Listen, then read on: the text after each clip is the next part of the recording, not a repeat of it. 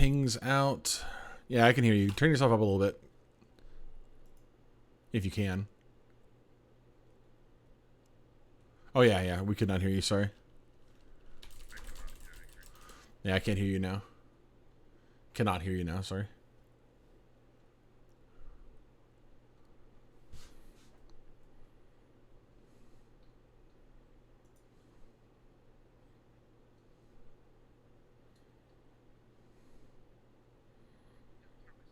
There you go. That's better.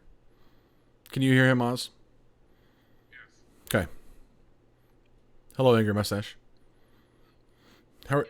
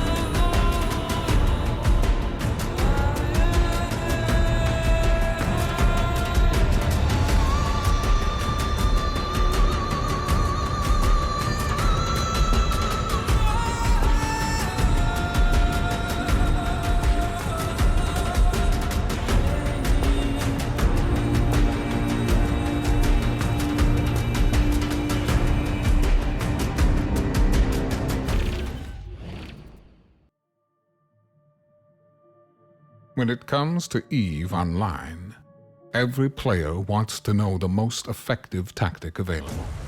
You want to know the meta. The meta controls everything. It determines what will and will not happen.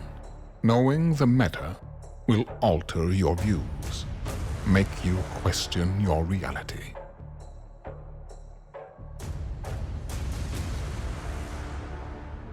It might even make you laugh.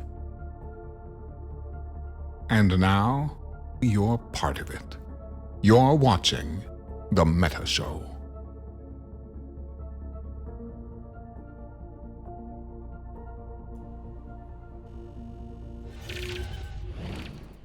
Good afternoon, everybody. Welcome to The Meta Show with me, Mark Resurrectus. We are live today from some eviction. It's the eviction of, I said it earlier and now I've forgotten it. It's the eviction of 141502, J141502. It's going to be an exciting show today. There's a lot going on right now in the world of EVE Online. Is that some sort of wormhole? It's one of them. This is a I'll tell you, it's one of them. What are we doing here? One of them Where's Brisc? got dang wormholes. Where's Frank? Oh, Brisc. So listen. Okay, so here's the truth. This happens from time to time. Sometimes I think Brisc just wakes up and he says, "You know what? Not today. I'm just too old for this. I'm not having it. Those bones, they creak." They get to feel in a certain way, but no, Brisc is under the weather today, friends. I'm gonna tell Merkelson you said that about him at his age. Merc, listen, Merc sometime in the past has found the fountain of youth, or alternatively, he's just siphoning life energy off of Brisc, and that's why they look the way that they do. That makes sense actually. So Brisc is out today. He's a little under the weather, but I am so excited to be joined by my very good friends and fellow members of the Council of Cellar Management, Kazanir, Goonswarm's own Kazanir, Goonswarm's own Angry Mustache, who I have a great new image for today. Angry, thank you so much for being here. And of course, first time since I've hosted the show that we have him on this program, but I'm so excited to have him here today. He's on this show instead of doing his own show, the man, the myth, EVE Online's sexiest trillionaire, the Oz. Hello, Oz. How are you? Hey guys, I'm also feeling under the weather, but I made it. Brisc. I don't know what the problem is. He's got that youthful energy, is what he has. Or he doesn't have Merkelchen nearby siphoning away his life energy. We're about the same age, I think. Yeah. I just wear cooler hats for a while with EVE players. So how did you get sick, Oz? Tell us about your far travels and hardy constitution. Yeah. In relative terms. I'm really just too old to go to Vegas for a weekend, but that's exactly what I did. I think many of you saw that we were at the nerd Olympics, or as you would call them, the Microsoft Excel World Championships. Oh yeah, you're bringing up the pictures. I am kicking it off right away. Our boy Oz did represent EVE Online at the World Excel Championship. Yeah. I mean, tell us about it. The way that, honestly, it was only 3-4 weeks ago that I got a cryptic message from, I think Elise, Pete, Elise Randolph, it was that said, hey, if there was an opportunity to go to Vegas for the Microsoft Excel World Championships, would that be an option for you? Would that even be in the a realm of possibilities? And Sure. I said, well, let me check, but sure. Coincidentally, I had known this competition before. I had even been involved with them in some other capacity that I'm not going to, go all into. But I knew what this was about. And then essentially the Monday following, I had a call with the organizers, and so it turns out they wanted somebody to write the final case, and they wanted somebody to basically, do a trailer video and then cast the finals. And of course I said yes. I mean, how cool is that? And TSM is ready. And Kazanir showed up. Online. Yeah, right. Yeah, of course. So if you don't know, I live in Las Vegas. I actually wasn't playing EVE when I moved here, but part of my thought was that some of my friends from all over the world who I have for other gaming reasons and a variety of reasons will come visit me, and this worked out. So I actually managed to leave my genie's lamp and get down there. I was gonna say, I had never actually been to the HyperX eSport arena, I think it was pretty rad. It's essentially like an old school, has a ton of PCs that you can play on. So, but tell me more about these guys. It was part of the Financial Modeling World Cup, and maybe you'll know, I got the impression that they're sort of the finance wizards who are not in finance, the industry, but they're more on like the buy side or sell side of actually products getting bought and sold at retail, wholesale, and that sort of was where they come from. This was the last or second to last event of like a long series of like a whole year of competitions about Excel and some other stuff, I gather. Yeah, they have a collegiate championship, and then they have what they call the Road to Las Vegas. So this is an open competition. So any of you EVE nerds that like Excel can actually try to get to Vegas next year. But yeah, these guys are they're the real deal, and it's sponsored by Microsoft among other things, right? Microsoft, the Excel product managers were there. That were already involved in the Excel add-in. They are, I can attest to this. They are all EVE fans. They were excited to talk about EVE. It's, Excel is truly excited about EVE, and everyone there was really hyped. Kazanir and I saw a trailer about EVE we had never seen before. We looked at each other like, what? Where did CCP get this? They make it themselves. And by the way, we kicked their butts. So nice. No one completed all of Oz's case, but they made it wasn't like we just stumped them unfairly, right? There was serious progress through the case. I think the winner was on like step 5 out of 7. It was a really good time. I was impressed. Of course, a couple of them complained and said, I didn't understand how to get the game together in my head to figure it out, which we knew would happen. But I was just, we thought it was really cool for them to involve us was just, the game has been called Spreadsheets Online for so long that to have someone hear that meme and for that to then become reality is like the lathe of heaven. So it's exciting. Well, I think it's extremely cool, and I'm so glad that you were there, Oz. When people talk about the numbers crunchers in this game, the people who kind of keep things moving around here, as much as I would love it to be the people who are out in space shooting ships, it's not so one-dimensional. There are so many different levels to this thing, and anybody who thinks that this is not part of the gameplay loop for EVE Online is thinking much, much, much too small. So cheers to you guys for being there and representing us and our community. I'm so glad. Someone in chat asked, what do they win? I think for this event, the prize pool was like $15,000. So nothing, it's not World Series of Poker or anything, but it is still, it's Excel, right? So it was cool. It's substantial. Yeah, I mean, money's money, baby. Some money is better than no money. You know what I mean? The other thing and somebody is also asking whether there's a VOD out on YouTube. There's a VOD on YouTube. It was also live on ESPN, if you can imagine. That's funny. Yeah, It was live on I'm in ESPN. the audience at some point for the first third before I bailed out to eat food at the Vegas restaurant that's underneath the audience pool. So what were you gonna say, sorry, Angry? Angry, It was also on my Twitch channel. So that's the first time I've had the same feed as ESPN on my Twitch channel. What'd you got, Angry? So one thing I did find interesting was how fast all of them started. Almost, at least when I was looking at, almost all of them started using the rich data functionality of the Excel add-in, which CCP apparently didn't expect. Like all of them went in, like click an item, and then if you're familiar with the Excel plugin, you can keep linking and crawl your way to any data point you want from basically any other data point if you know how to do it. And I guess it was both a moment of panic and a moment of pride for CCP that their plugin was on TV and didn't immediately break. Like, if it did, that would have been embarrassing. It may be the first time. Yeah, I think when Oz provided the data to them, it was like supposed to be static. But since you made the data set with the Excel plugin, all the competitors started using the plugin to get more data. Because they know what those those object types are. You know? Not to not to toot my horn or anything. I think CCP was sleeping soundly because I put the case together and the data. So I think I was the only one sweating balls. I mean, it was actually they shouldn't have gone down that road because everything was already there. So it was actually losing time. But it was awesome to see that they actually clicked onto those rich data types. I had a good time. I love that so much, gentlemen.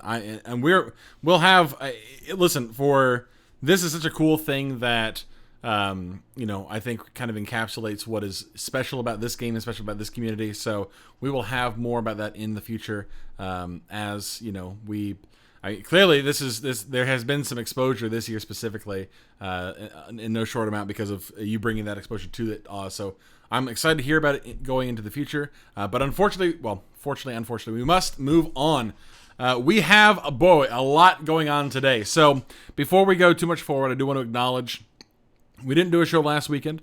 I had a basketball game last weekend, and Brisc was doing some other stuff, working on, I'm sure, like a model ship or something. I don't know what he does in his spare time. I just kind of assume it's like miniatures of sailing vessels. But Mrs. Brisc Rubal can correct me on that if I'm wrong. However, Vanguard was out last week. Vanguard did launch for a handful of days last week and last weekend.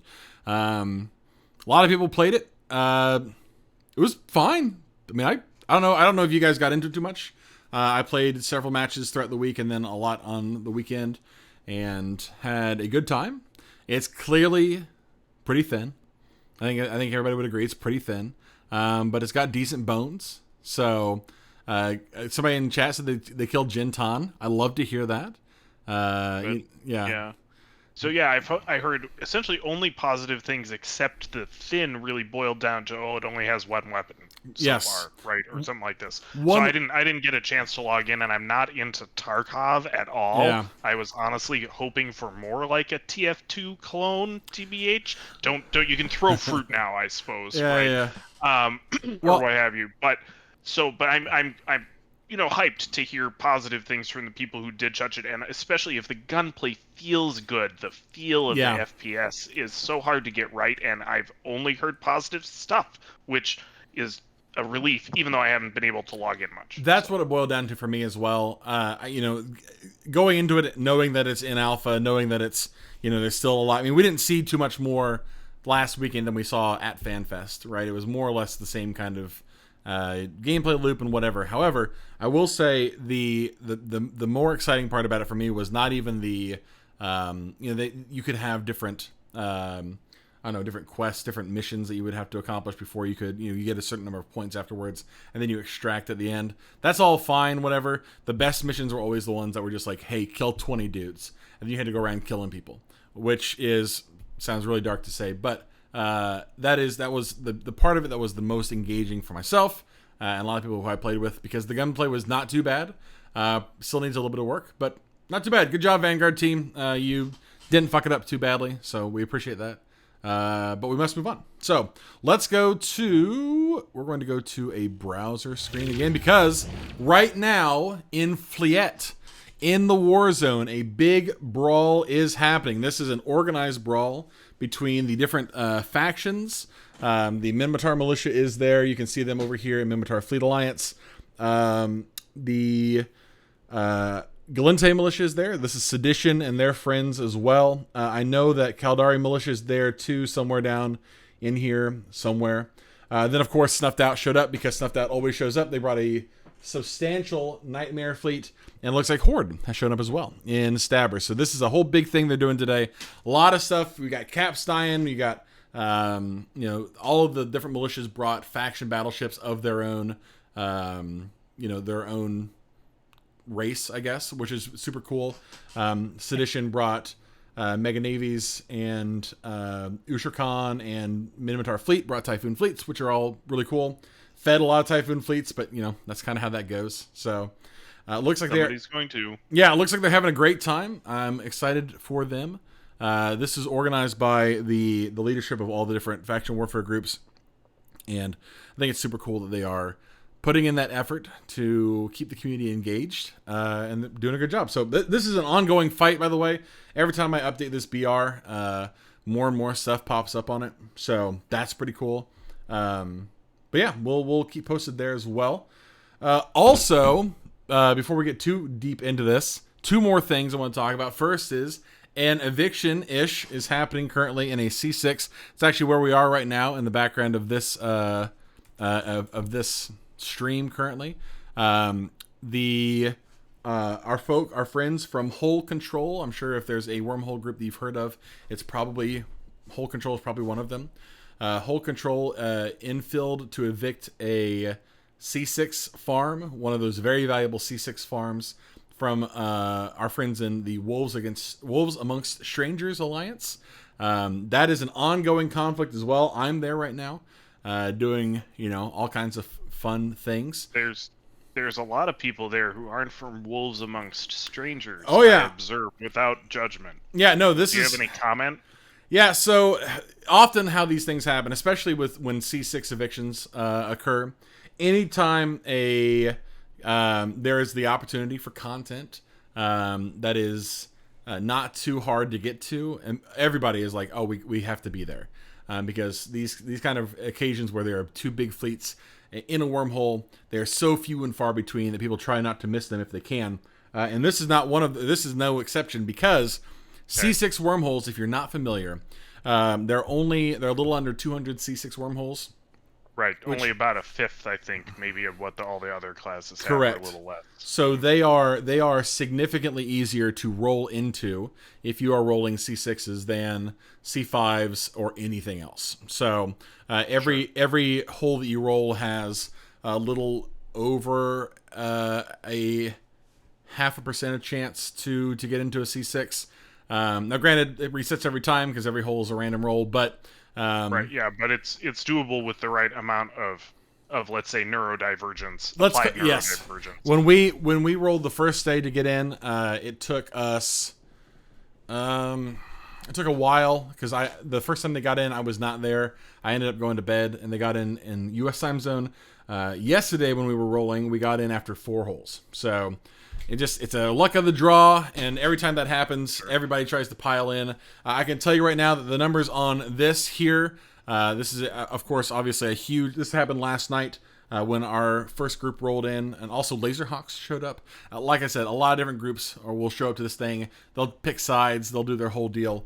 It was Armor versus Shield last night, and Armor pulled out the win pretty convincingly and did manage to snag a lift, kind of a cheap one, but still a lift. And then today, the fleet and got the ref again, is what I understand. Well, not necessarily. No, this fleet on the left is the defending fleet. That's the wild thing about. Yes, we are the defending fleet. The attackers decided not to engage today, which was probably fair because we did put 169 or 129 Nighthawks on grid. Which is a hard thing to deal with. That's a lot of DPS. So there was a fort the anchoring fort that they put in here went down today, and this is going to continue into tomorrow. They have more timers tomorrow, so we will follow the BRs for that over the next day or so. Got it. It'll be very exciting. You're close to forcing them out, it sounds like. We are. It depends on who else rolls in. Like I said, anytime this kind of thing happens, more and more groups. I mean, if there's one other group that if they get in right now, then about 80% of the active groups in wormhole space will be in this one wormhole. So, I mean, you're a little too close to this. Maybe I don't understand the politics right. Sure. I want to ask, like, what is on the line here as far as drops? Is it going to be one of these where there's actually not that much there? They farm, they take their stuff, not much is left there because they're not actually living there? You said farm hole. Correct. Or is the expectation typically that you're going to see a lot of loot? This is not a loot hole. This is definitely not a loot hole. So what my understanding is, at some point in the past, this is a this started as a disagreement between two groups. Political. Very political. One of the groups is, of course, Hole Control, who is, I think, by numbers, the biggest group in wormhole space. I don't know if they have the most active right now, but they had like 150 people online yesterday, which is huge for wormhole space. And then the other group is Wolves Amongst Strangers, who they have 2 different corps in their group that make up their U.S. time zone and their EU time zone, respectively, or rather their U.S. and EU time zone, and then also Germany as the other group. So there was a spat some months ago where the Wolves Amongst Strangers rolled into a hole where Hole Control was anchoring an Astra House, and they killed it. And Hole Control must have taken that very personally because they have now shown up to kill a Fortizar and a C6, which is quite the turnabout. Those 2 things are not generally considered to be of equal value.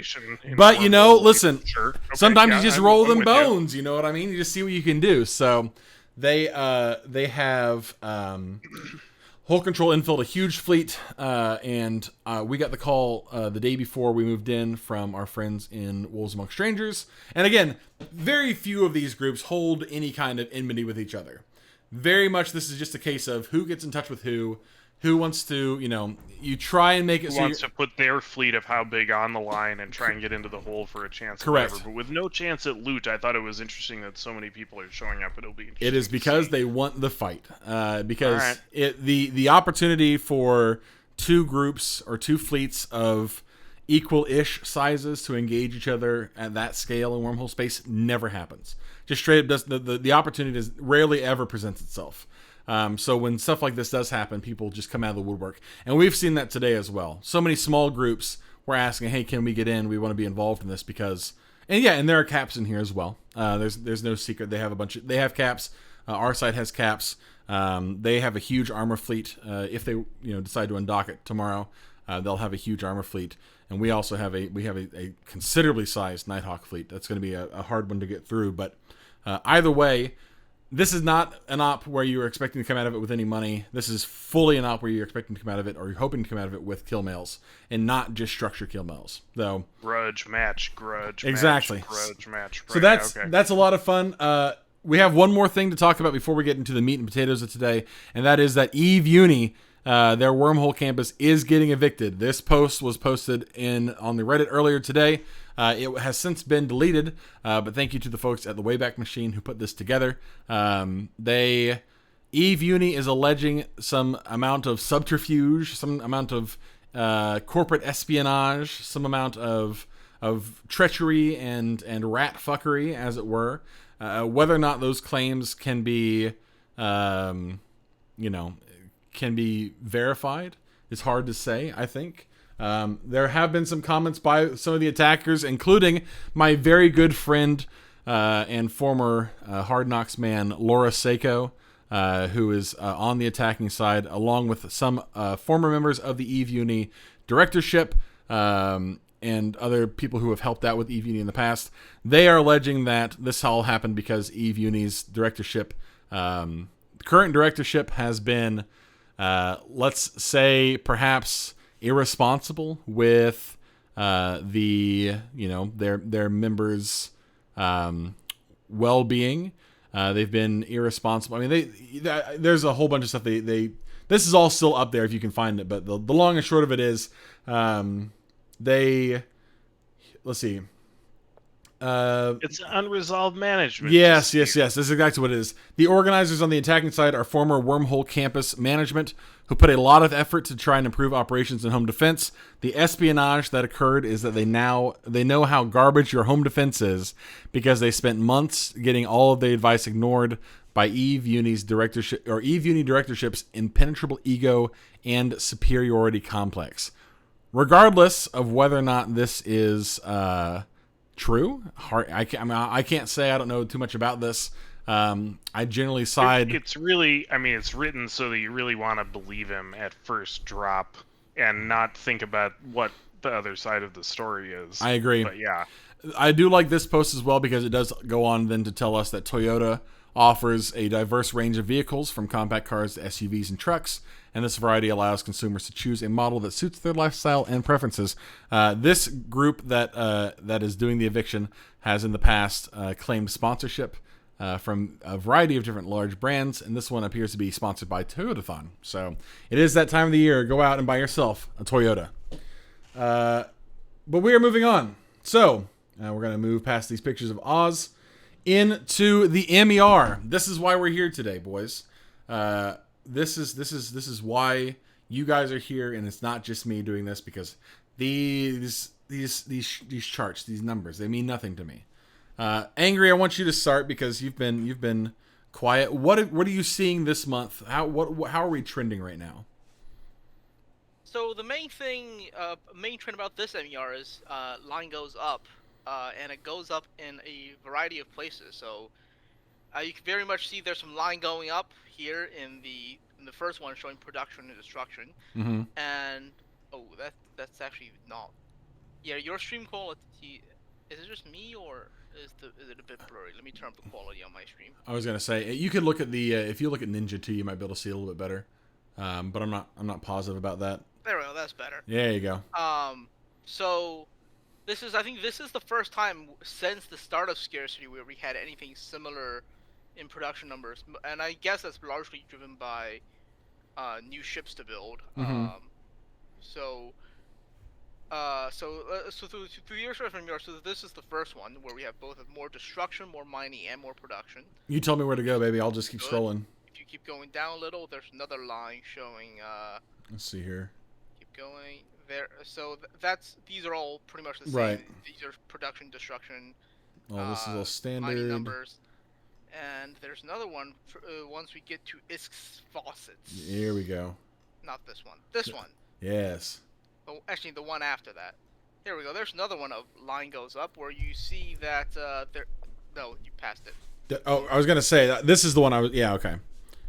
Here you go. The one before shows a very significant uptick in that green bump in October, and starting November is the event that CCP is. Oh, people can't hear me. People practically silent. Let me see if I can turn myself up. I can turn the audio up as well. You sound pretty good to me, though.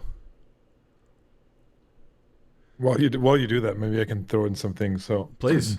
While production and destruction is way up, and it's it's back to levels we haven't seen in a long time, which is very, very, very encouraging. Mining really hasn't gone up that much, and that's not surprising. We talked a little bit about that on my stream last week.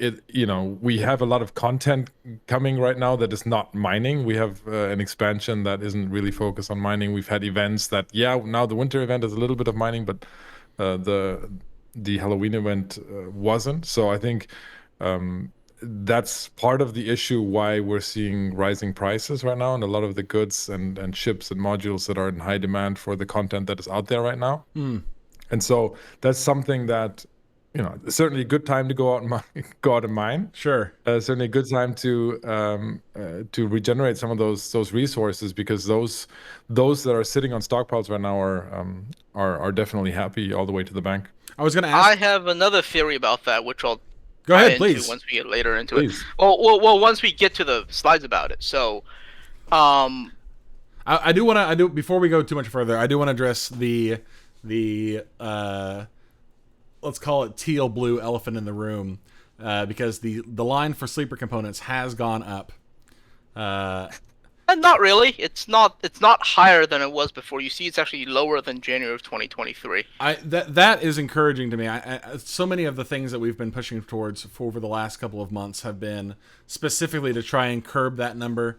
I've been saying a lot recently about how there are still a handful of individuals or groups that are just practically buzzing through wormhole space every day.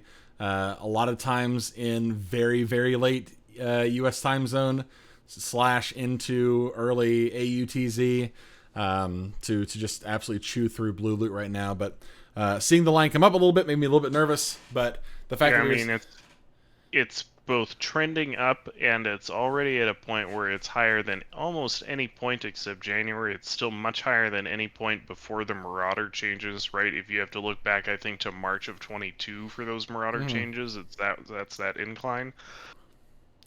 Yeah. Well, that could just that kind of spike. Well, when it happens with every other spike, is not indicative of wormhole issues as a whole. Is that more people are playing EVE during this period, which we'll see in quite a lot of other places. Tell me where to go.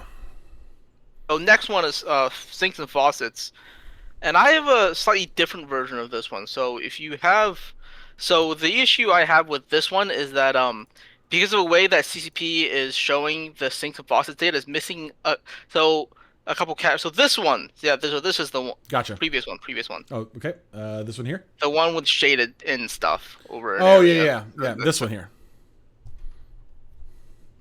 Because of the way that it's this sort of a trend that I've been seeing, and at least I think CCP is aware, is that you see at least in the past year a relative increase in faucets and not as big of an increase in sinks. So if you look.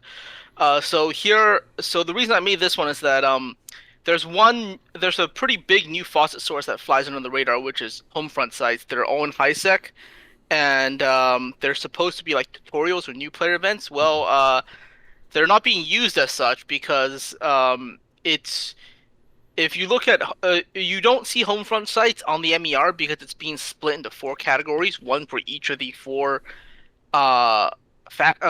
factions. But if you combine them together, because they're all Homefront sites, they print around like 6 to 7 trillion ISK a year. So that's the orange line you see starting from around June of 2023 that suddenly appears and stays about that level. So it's like half a pocket. Right? Yeah, per month. Yeah, so No. so it's like half a Pokemon, but unlike Pokemon, people don't actually kill other people over these things. So it's just fauceting ISK and And Hoffman's and is to destruction ratio is already like an offense against God and man. Yeah. that's true. Go on, And the Angry, other thing please. you see is so there's like a background level of commodity, and then and you see that and whenever there's an event, so this year we've had three if you count the trailing winter festival from last year. Each one of these is like, 50, 60 trillion to the economy. And to counteract this, CCP have been adding sinks. And if you go to The next one. Nope. the one with slide 5. Okay. Is it? Yeah, here it is. Sorry. Is this the right one?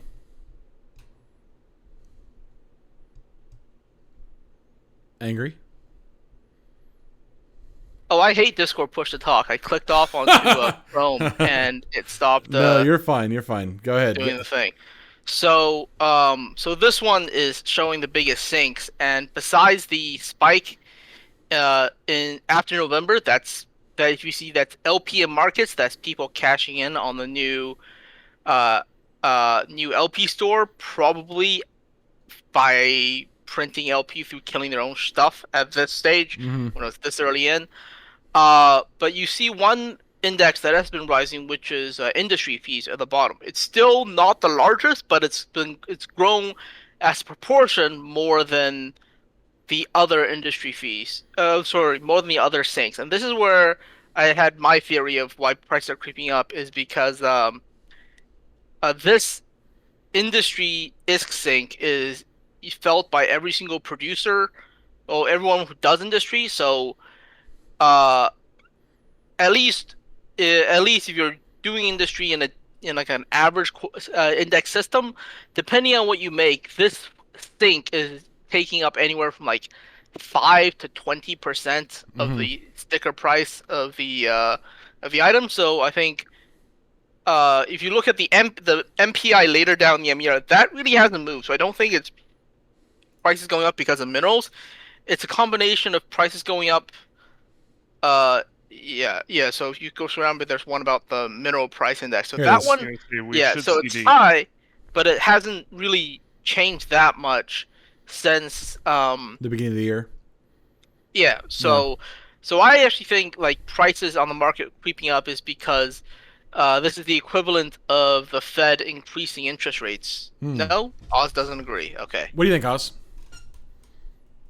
No, I mean, of course, it's a combination of a bunch of different things, and overall, you're right. I think these graphs right here, the indices that CCP provides in the MER, they are not really worth the paper they're printed on. They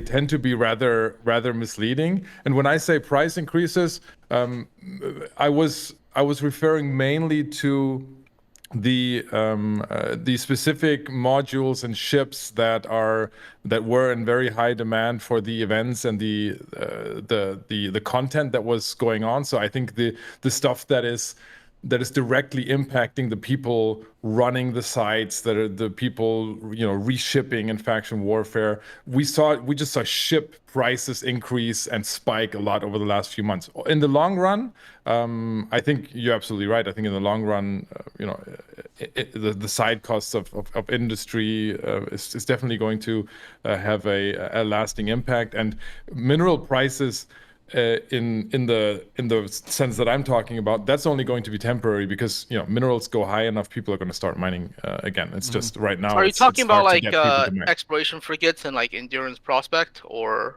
other ships? Yeah, no, I'm talking, T3Cs, for example. I mean, strategic cruisers were spiking hardcore. We saw anything Sisters of Eve was spiking for the Halloween event as well, and there was definitely a big impact on the hot ships of the month. Yeah. At least for me personally, I ran out of Venture blueprints because I only have one Venture original.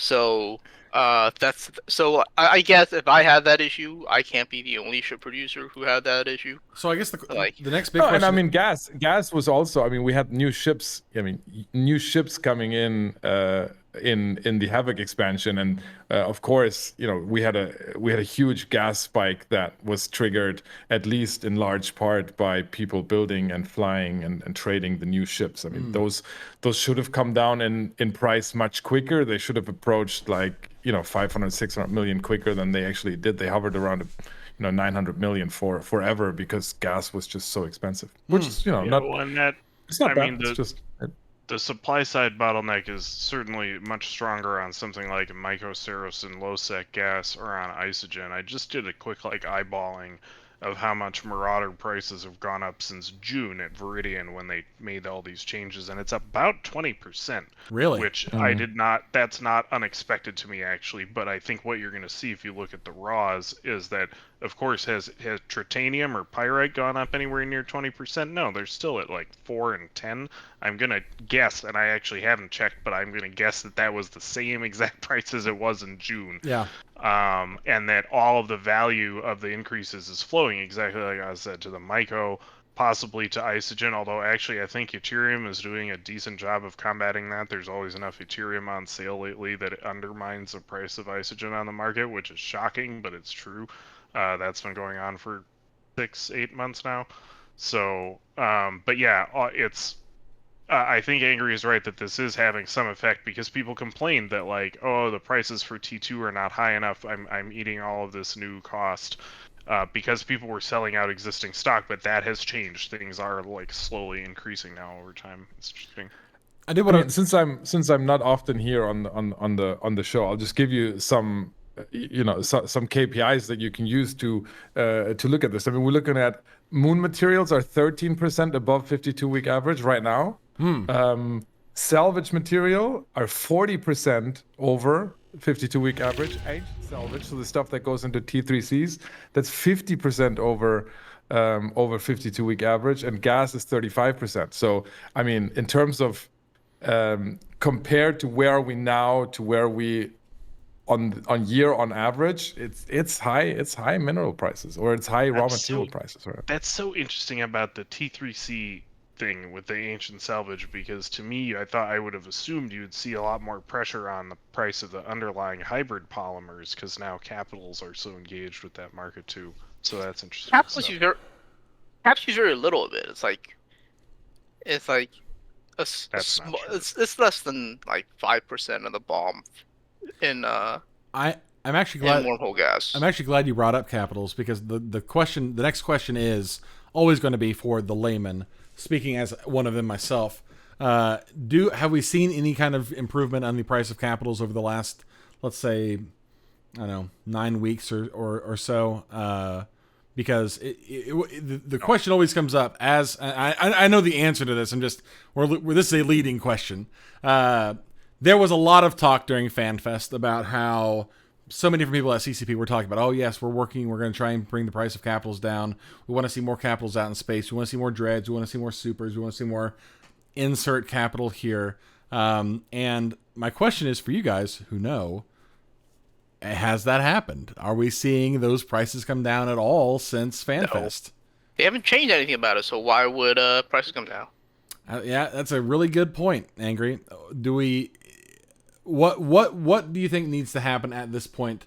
And I brought up hang on, let me switch back over that screen real quick. I brought this slide back up because I kind of like this one in terms of just what the last month has looked like. I think this slide is actually kind of interesting, and this is one of those, just they put them at the bottom. Just it's cool to look at, but it doesn't really mean anything. There aren't any numbers here, but you can see that there's a lot of activity happening, specifically in the Northwest, obviously from the big exfil from up there when Brave left, and Frat and their friends have kind of moved into that space to do their dirty business. You can see a lot in orange there as well from the different war zones engaging with each other.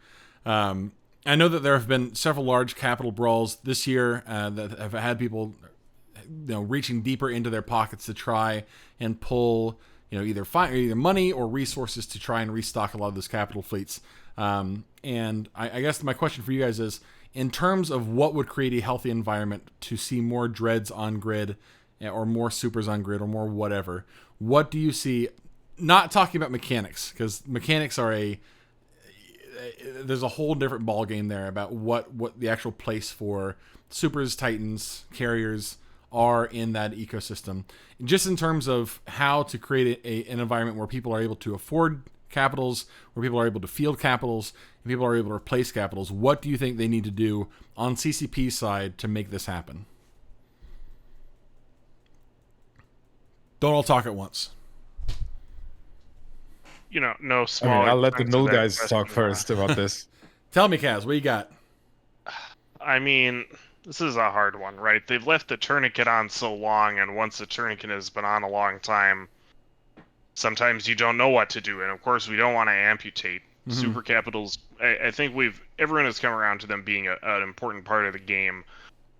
They were overpowered at many points in their history, but now certainly the widespread feeling is we don't want them to be underpowered, because that's no fun, and especially when they have, what some people perceive as the cost they should have, so to speak. That's in air quotes, right? There are a lot of people who preferred the 50 billionist titans.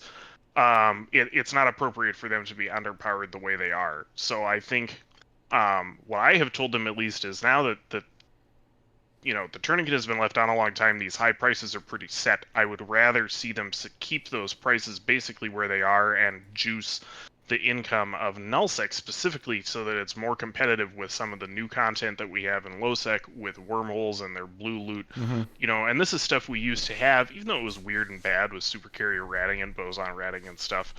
But why is it that there still is a crab beacon that is spitting out subcap triangles instead of dreadnought and carrier triangles for my dreadnought to shoot with capital guns, right? Why am I still fielding a Hodred for my endgame PvE content, so to speak?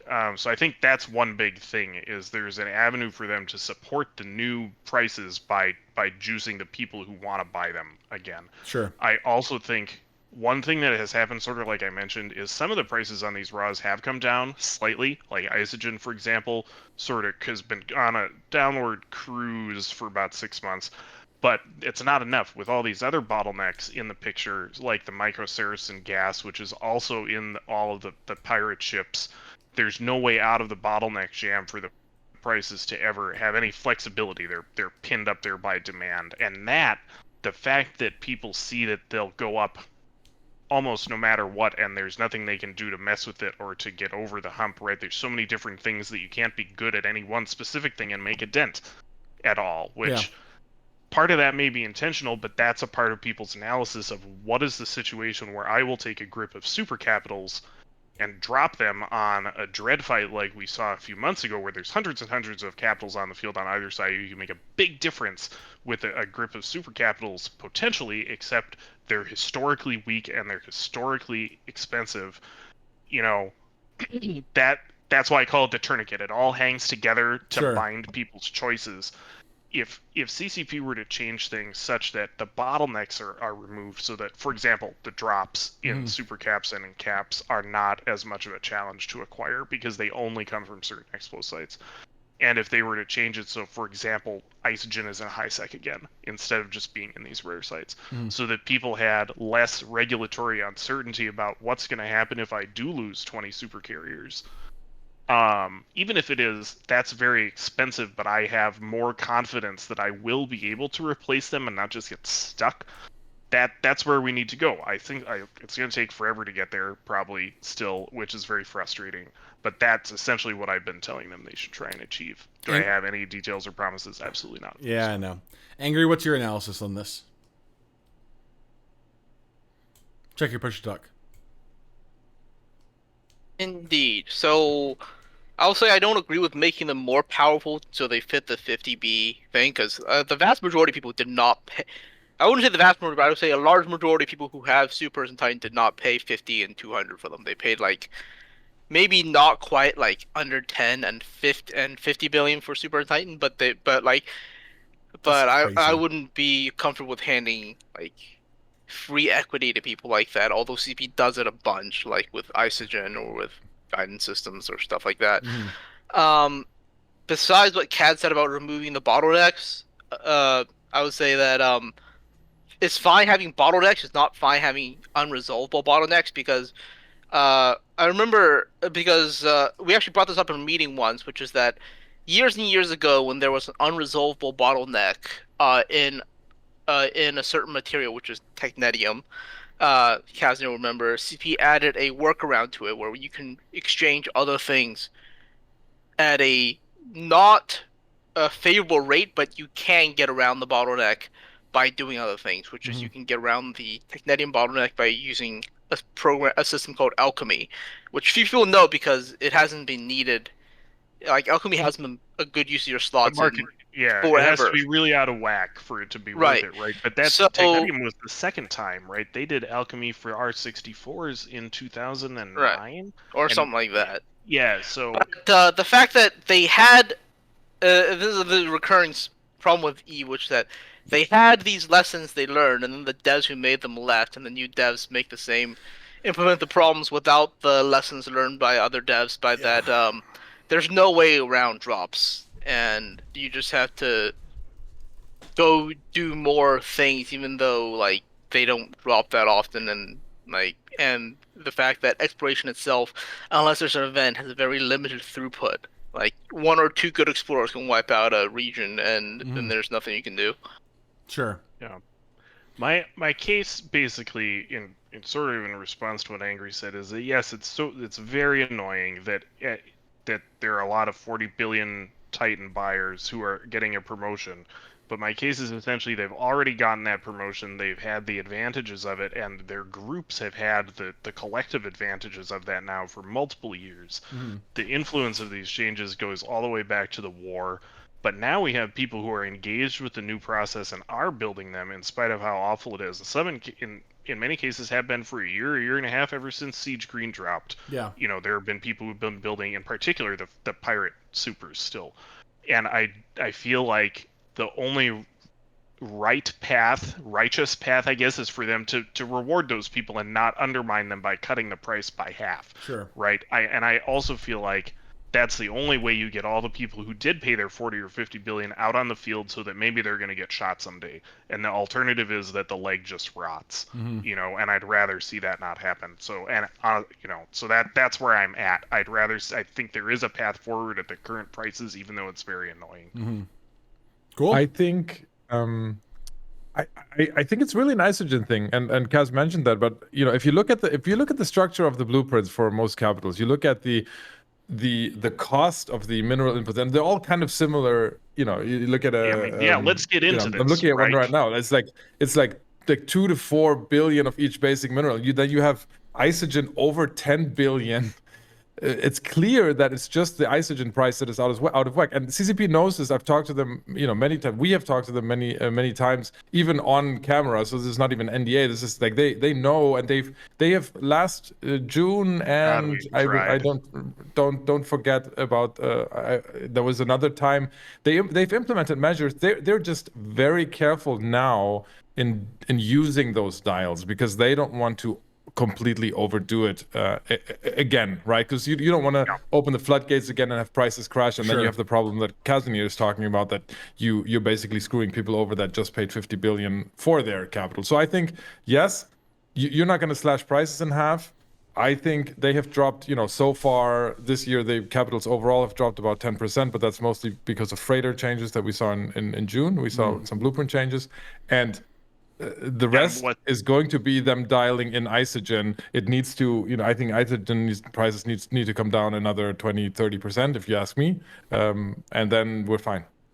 Or they could come down 60%, and it wouldn't be that out of whack, honestly, right? And but that's what's so interesting about it. If they were to manage to achieve that, and there are a variety of ways that I can imagine, right? Like I said to them, my one suggestion, so as to not involve nullsec, was just give Kernite and Amber back to highsec, and let's see what happens, right? But if that would give a ton of space within the currently demanded or currently being paid price for these things for the other stuff to continue its expansion, which I know is probably something that's not a bad idea, right? The Myco-Saracen gas thing it's sort of annoying how highly priced it is with the spike, right? But that actually has given it value enough that players are going out and doing it, right? And that's something where I would rather see them retune the amount, the way that the enhancers work that consume it, because those are super stupid how the numbers work.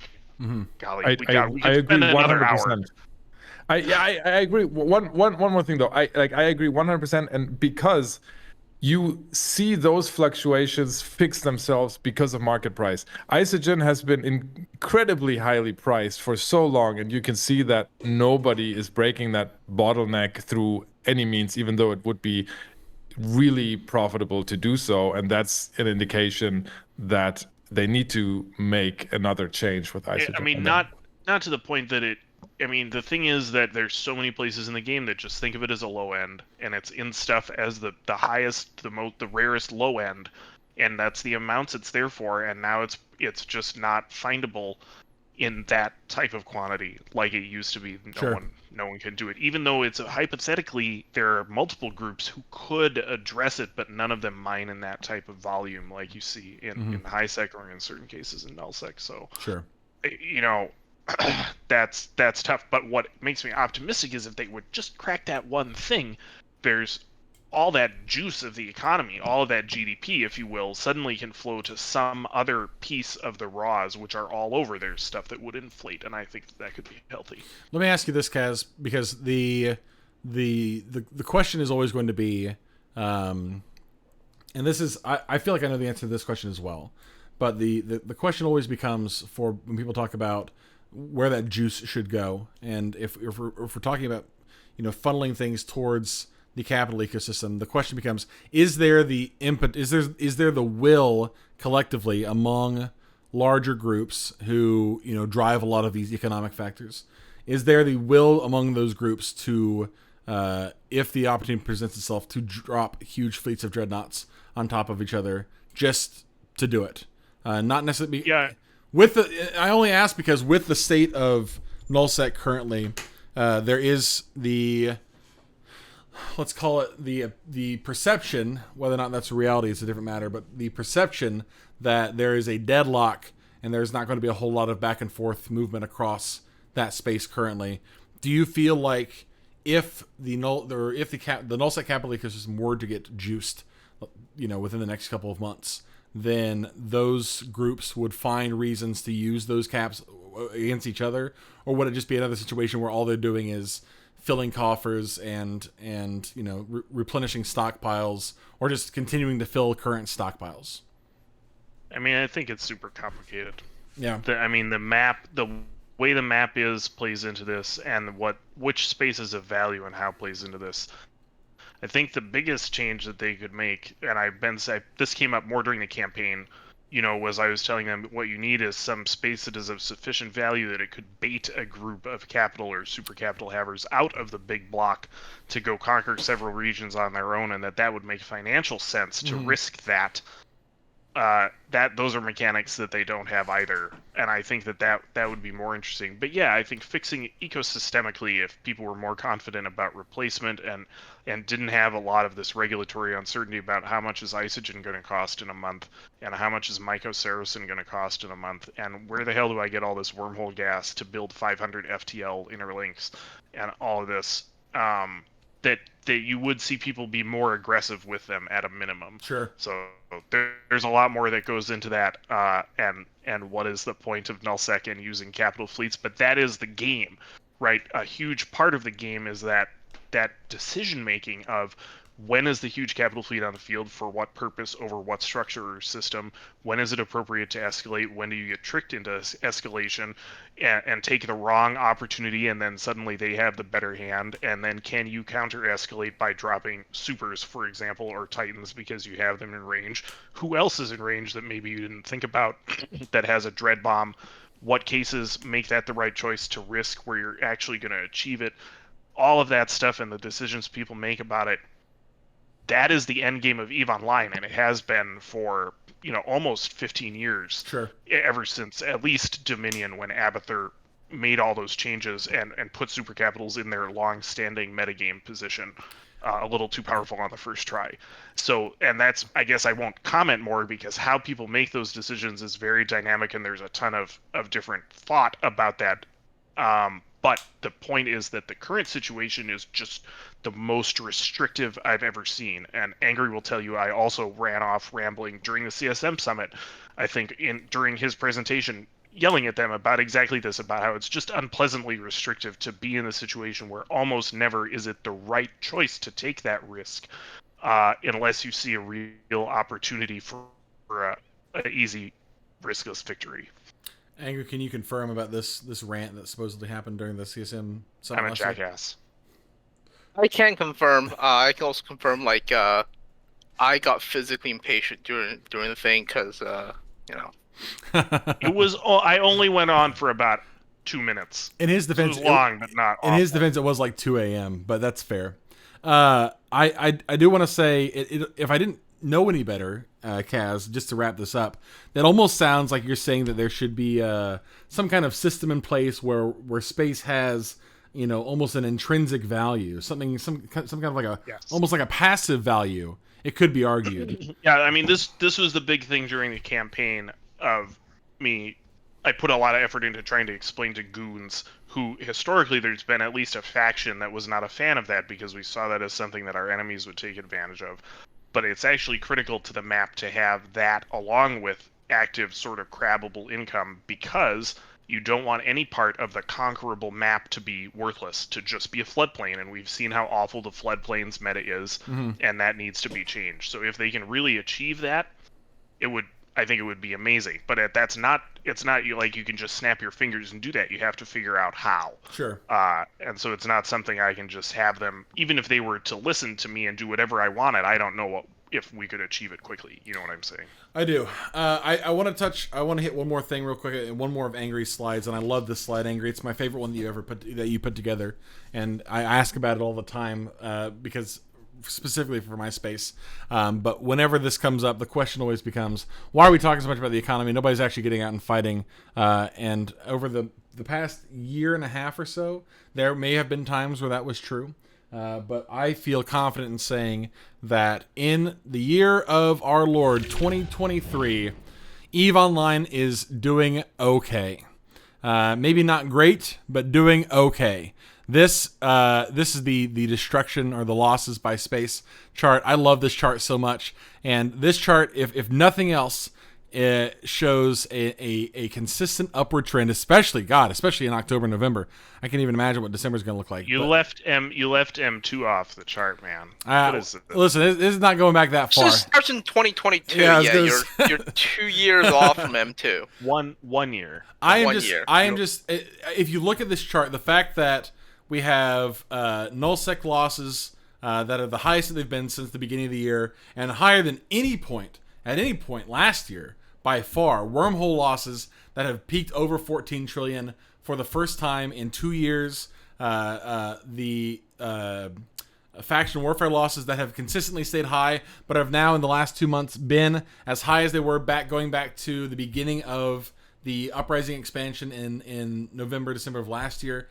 All of this feels very good. And I say this just because anytime we start talking about stuff like this, people always will come out of the woodwork and say, oh my god, it's just a dead game. Like, stop fucking talking about it. Like, if there's just spaceship money, baby, like, what does it matter? But, like, all of this factors into this chart here. All of this means something is happening in EVE. And whether it's, you know, the market's coming back alive, where people are engaging with the war zone, or null groups are engaging with each other, or people are getting evicted, or people are getting, you know, finding new ways to coordinate their groups. All of this, at least to me, speaking as a humble, very humble, notably humble observer, has a lot of good things to say about the state of the game as we go into the first quarter of 2024. So, gentlemen, Mark, there's one more interesting number that is along similar lines, because please, you know, you guys have probably heard of the active ISK delta. At least Angry and Kaz look at that all the time. That shows the number of inactive players coming back back active, right? And GM actions, but let's leave those out. You know, Sure. We have some botting penalties in there as well. But the activist delta last month was 100 trillion plus. That means that we've had a massive amount of people returning to the game. All right, and this is penalty foul. They gave free Omega. Does that not screw that number up? They have done that before. That counts. No, yeah, they drop off later, but it still counts during when they're active. And So what we should do look know is next that some people who try the free mode do stay around. Like, yes, we know there are people like Kenneth Feld who have like 150 accounts that put in industry jobs when they give out free Omega, and then because jobs run while you're alpha, they get a windfall, and all those accounts, they're temporarily active with stuff. But I believe this to be true, is that there are people who stick around after the free Omega, and every time they do it, CP picks up a couple longer term subscribers, because everyone wins EVE eventually. Sure, right, yeah. But, you know, yeah, and anyways, and sorry, to I be didn't fair, mean to to put this into context, so yes, you guys are right. There was free Omega. There was, there was some packs, etc. However, we've had that at least on 3-4 occasions in the last 24 months. The same thing, and some of the offers were even worse. The free Omega was the 4th time, I think, in the last 2 years. And if I look back at the active IS delta going back to 2019, because I'm looking at the MER numbers in Power BI, of course. Sure. There's only 2 occasions in the last 4 years that even got close, and they don't even get close within 30%. So this is a massive active. Well, you do also Alright, have to okay. count that this Push to talk, Angry. this October event has printed out a lot more than the last October event. Like, the event by itself is 40 trillion. So counting the fact that and like the actual number of returnees isn't quite 100 trillion, but it's not. But it's we'll say it's big. But No, it's I'm not talking as only big as it could be. activist delta, Angry. I'm talking only activist delta. I'm not talking faucets. Activist delta is faucet surplus contributes to it. Either way, Nope. No, you're thinking of a different thing. Oh, I mean, the active, it's split out, right? The activist delta is only about players returning or GM actions. It's not including the rest of the faucet and the sink. Right. That's really- Okay. Right. You're right. That's the thing on the other graph. No, Sure. the activist delta thing is. Yeah. Okay. That is only returning. Okay. Regardless, I this all feels like I said, I am a generally uninformed person. I mostly just talk on the internet, TV, and make Reddit posts. So when I see things like this, the little goblin part of my brain starts to get very excited, and I appreciate you guys coming here to explain this and make it at least somewhat decipherable to a true simpleton like myself. I will say, Oz, the one thing that I am going to regret from this upcoming summit, which we are going to, by the way, the summit is planned. We'll have more information about that for you, the viewing public, in the next couple of weeks. But the one thing I am going to regret is that you will not get to see or not get to hear Kenneth Feld talk about the way that he plays EVE Online, because, oh my God, Oz, it's a completely different fucking game. That guy's nuts. I mean, I love Kenny, don't get me wrong. I talk to him every once in a while. He's an insane have human an idea. being. I mean, Oz plays the game in just as a nuts way. yeah, that's Like, fair. Different nuts. All right, well, ladies and gentlemen, and friends of all ages, thank you so much for joining us today here on the Meta Show. We will hopefully be back next week with Brisc. Between then and now, I will have a birthday, so when you see me next week, I'll be even more of a Methuselah than I am currently. I apologize for my consistent aging, but time is linear, and that's just is what it is, baby. What are you gonna do? Anyway, Oz, Angry, Kazanir, thank you all so much for being here with me. This has been the Meta Show on December 16th, 2023. My name is Mark Resurrectus, and you stay chaotic, New Eden.